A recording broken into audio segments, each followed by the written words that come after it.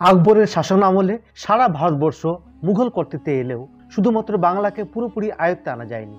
সৈন্য প্রেরণ করেও, বারবার যুদ্ধ করেও তেমন কোনো সুবিধা করতে পারেনি বাদশাহ আকবর। মুঘলদের বিরুদ্ধে বিদ্রোহ ঘোষণা করে যিনি বাংলার একটা বিরাট অংশকে স্বাধীনভাবে শাসন করতেন, তিনি সেই বীর যোদ্ধা ঈসা খান। বীরত্ব ও অসীম সাহসিকতার জন্য যিনি ভূষিত হয়েছিলেন মসনদে আলা উপাধিতে। বন্ধুরা, জুলফিকার রয়েছে আপনাদের সাথে। আজকের ভিডিওতে তুলে ধরবো ঈসা খাঁর বীরত্ব গাথা।